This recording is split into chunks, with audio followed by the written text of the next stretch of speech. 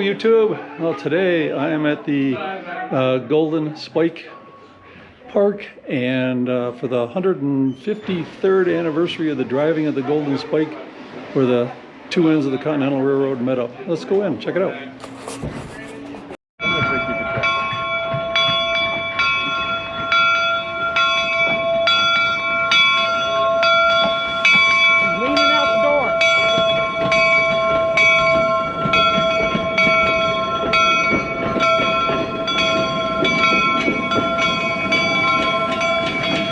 Did you see him?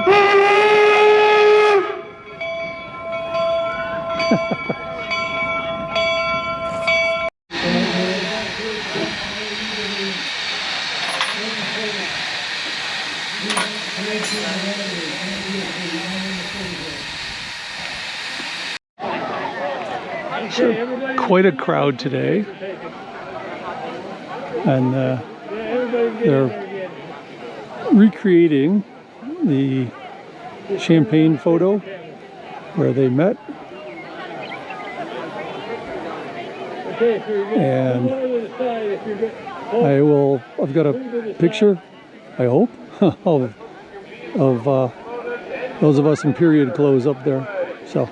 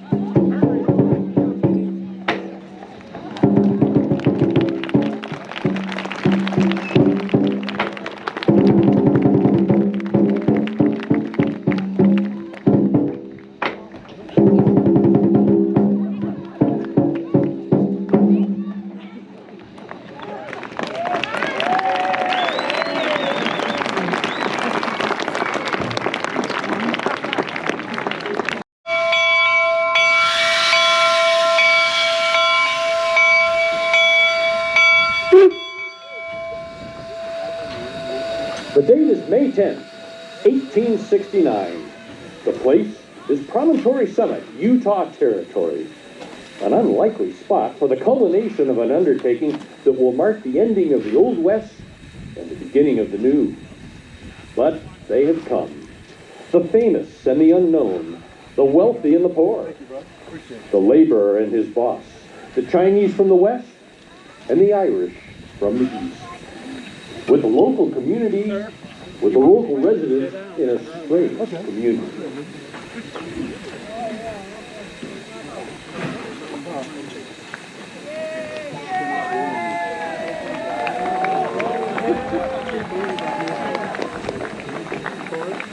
Yeah, I'm just traveling through, saw a sign.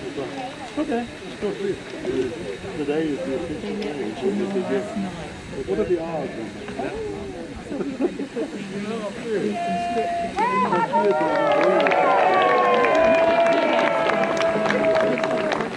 Oh, do you?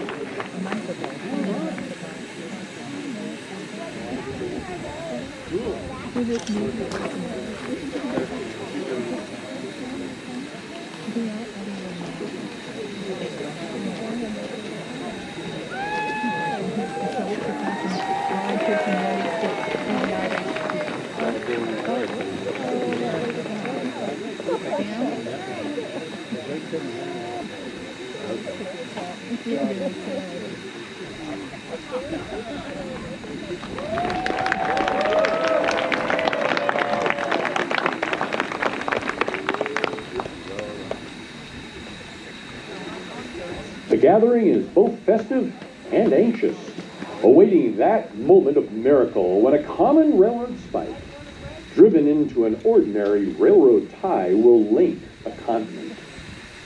A gentle breeze is blowing under an almost cloudless sky.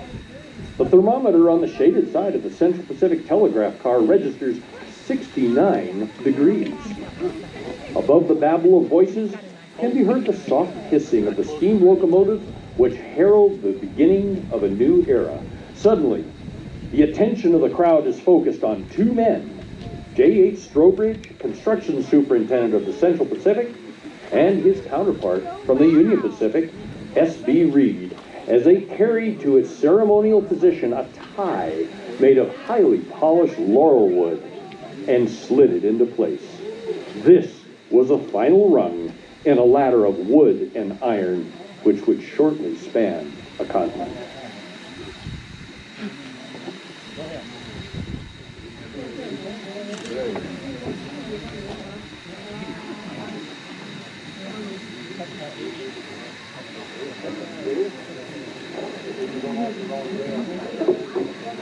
I thought you guys were engineers. And then, Edgar Mills, a wealthy banker and friend of the Central Pacific Railroad officials, steps forward and signals for silence. And so the nation, as well as the spectators gathered here, await as the drama of men's hopes and prayers and dreams begins to unfold this 10th day of May, 1869. And you are here. From glory to the country. Bulletin. Don't break the circuit. Keep quiet. When the last spike is driven, we will say done.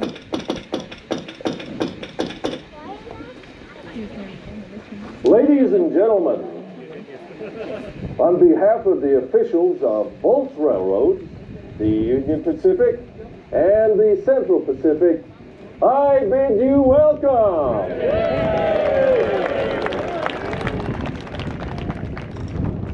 We are met today to commemorate the completion of a project which is a remarkable example of the vision, the determination and the labor of thousands of men in a union which this day shall be commemorated forever.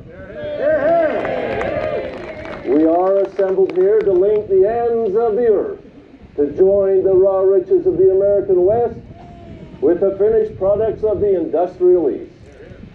We are also met today with mixed emotions, with joy that in a combined effort and a common cause, the brains, the sweat, and the muscle of thousands of men have joined together under the guidance of Almighty God.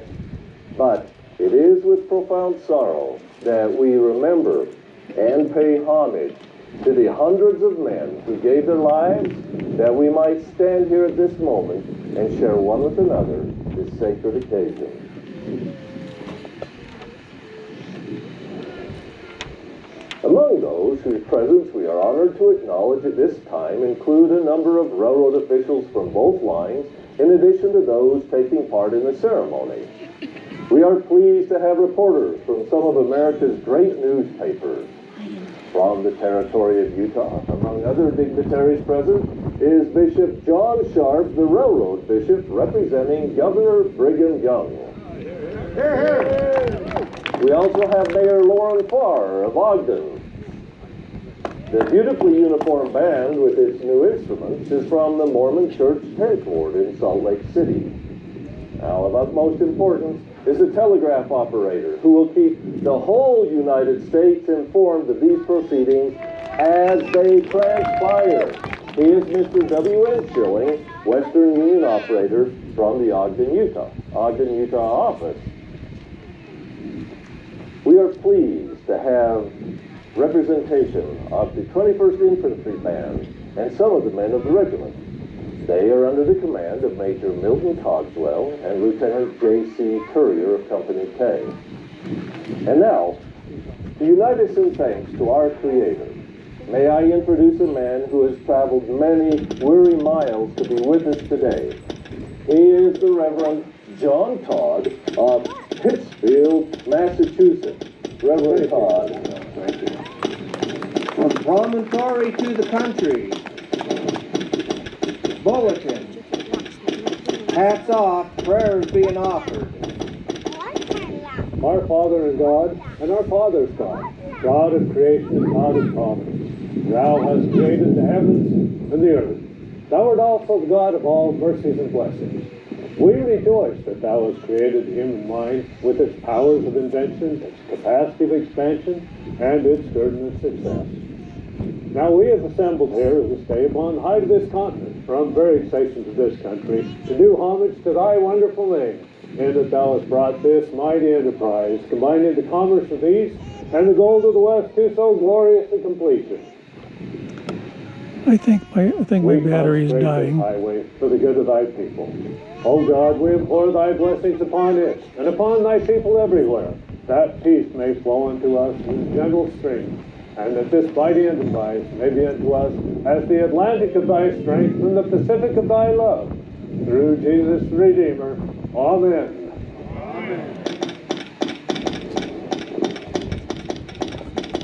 From promontory to the country.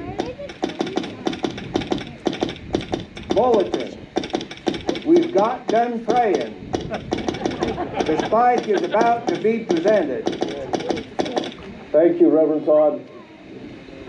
And now I should like to introduce three of the men who will drive some of the last necessary spikes. They are W.H. Nottingham, President of the Michigan Southern and Lakeshore Railroad. This month, May 1869. In conclusion, I should like to draw your attention to this spike, the gift of David Hughes of San Francisco. On its head is inscribed the last spike. On three sides, the names of railroad officials, and on the fourth side, this sentence: may God continue the unity of our country as this railroad unites the two great oceans of the world. Dr. Grant? Governor Stanford.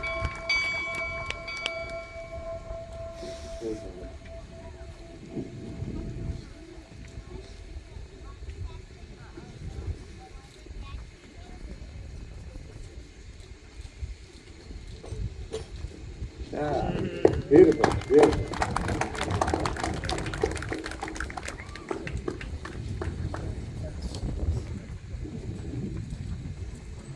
Thank you, Dr. Harkness. And now it is my pleasure to introduce Mr. F.A. Friedel. a United States Railroad Commissioner and candidate for governor of the great state of Nevada. He will present a spike of pure silver from the famed Comstock lode on behalf of the people of Nevada. Mr. Tridle, please. Thank you. Thank you very much. To the iron of the east and the gold of the west, Nevada adds her link of silver to span the continent and wed the oceans. We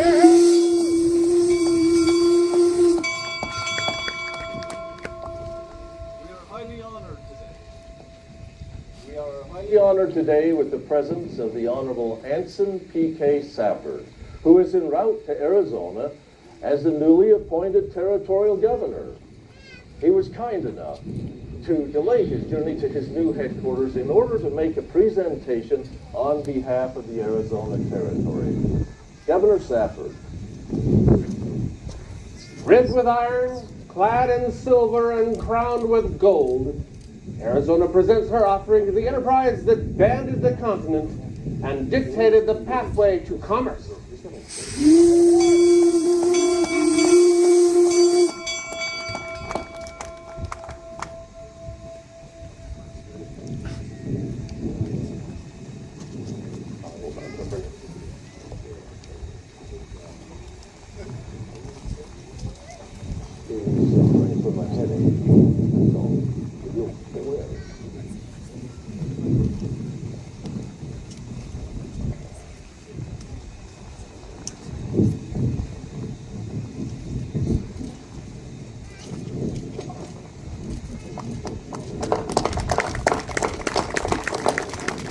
Thank you, Governor Safford, and Mr. Mill, and Mr. Tridle. And now, friends, it is not only my duty, but my honor and privilege to introduce a man of vision, a man of courage, a humanitarian, and one who is highly esteemed by those of us who call him our friend. He is a Californian whose farsightedness has contributed in large measure to the success of this great enterprise. Ladies and gentlemen, the President of the Central Pacific Railroad, Governor Leland Stanford.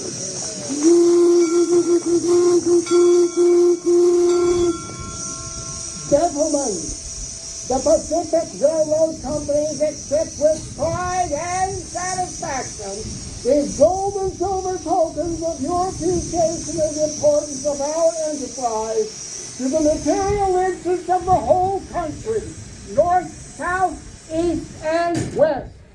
These gifts shall receive a fitting place in the superstructure of our road. But before driving the last spikes in the completion of the Pacific Railway, allow me to express the hope that you shall give our enterprise great appreciation. This line of rails connecting Atlantic and Pacific will prove, we trust, the speedy forerunner of increased facility. The day is not distant when 3 tracks will be found necessary to accommodate the commerce and travel which shall seek transit across this continent. Freight will move only one way in each direction on each track, and to answer the demands of cheapness and time. In conclusion, I might add, we hope to do that which is now impossible on long lines. Transport coarse, heavy, and cheap products for all distances at living rates to the trade.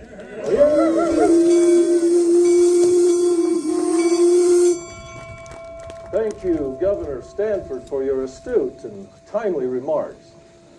We regret that Dr. Durant is suffering from a severe headache, and has temporarily retired to his quarters.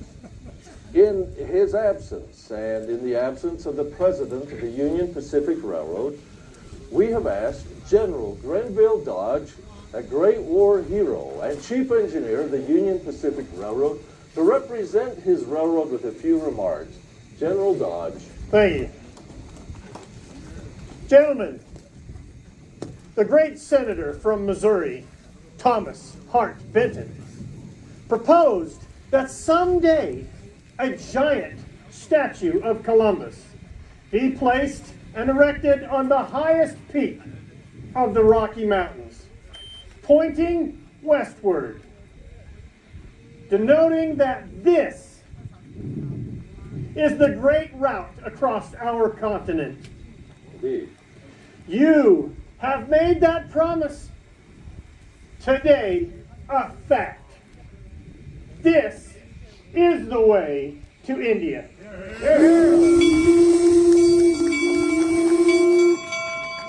Thank you, General Dodge.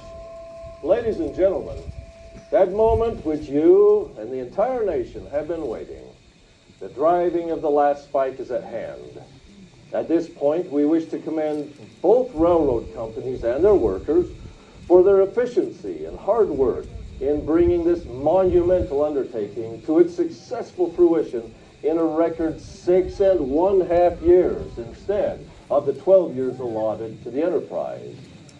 A final presentation in the form of a silver-plated spike maul will be made by Mr. L.W. Cole, President of the Pacific Union Express Company, after which Governor Stanford and Dr. Duran, now that he is feeling better, will make a few ceremonial taps on the precious metal spike. Mr. Cole. Thank you. Railroad officials, honored guests, and friends, it is the privilege of the officers and workers of the Pacific Union Express Company to add their congratulations upon the completion of this modern-day miracle. This silver-plated spike maul is symbolic of our good wishes.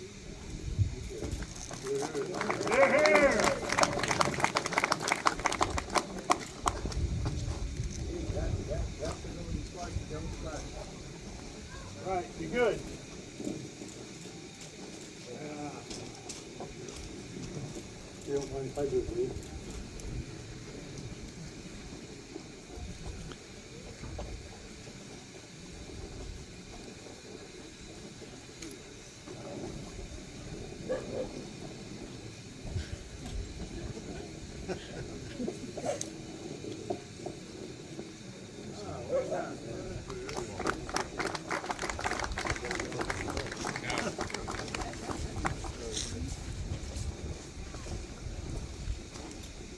At this time, we should point out that the last spike is a regular iron railroad spike that can be driven with a maul.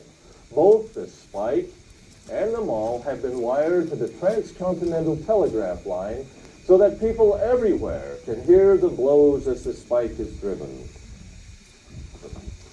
And now, friends, the moment has arrived. Boston and New Orleans have wired that they are ready and waiting. Indeed, throughout the length and breadth of the country, people everywhere are waiting at every Western Union station. As Mr. Schilling gives the signal that the last spike is driven, a magnetic ball will fall in the dome of the national Capitol. In San Francisco, the fire alarm bell will ring. A volley of 200 rounds will be fired in salute at Fort Point, and in Philadelphia, the Liberty Bell will ring again. From promontory to the country. Bulletin, already now 12:40 p.m. Dr. Durant has adjusted the spike. The spike will soon be driven. The signal will be 3 dots for the commencement of the blows. Are you ready?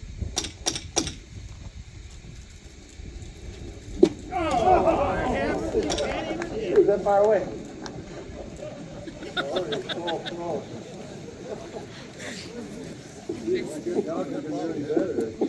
Hit the one in the middle.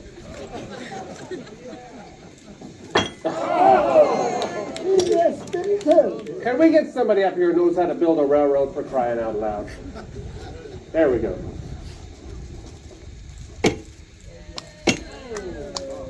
Oh, nice.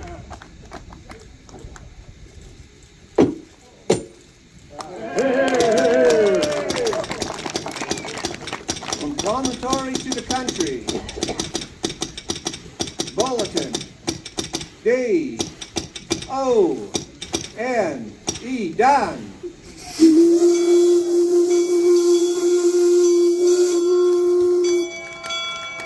Henceforth, from this point on, there will be but one Pacific Railroad across the United States. Gentlemen, hats off. Here we go. Hip, hip. Hooray. Hip, hip. Hooray. Hip, hip. Hooray. You're not hit hitting right. Let's try it again. To the Central Pacific. Hip, hip. Hooray. Hooray. Hip, hip. Hooray. You still got your hat on. From promontory to the country, to President Ulysses S. Grant, Washington, D.C., and the Associated Press, East and West. Final bulletin. Mr. President, the last rail is laid, the last spike is driven. The Pacific Railroad is completed to a junction 1,086 miles west of the Missouri River, 690 miles east of Sacramento City, California. At that moment, one era ended and another began. The Golden Spike became a symbol of hope for a better way of life, with yet new challenges to be accomplished. We thank you, ladies and gentlemen, boys and girls, for joining us on this special May 10th.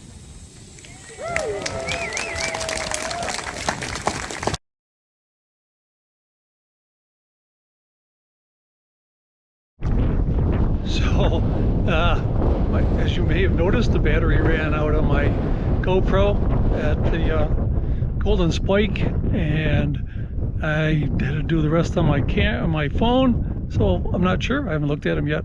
I'm hoping that this new phone is equal or better quality. So, all right. See you later, YouTube. We'll see you down the road. Be safe.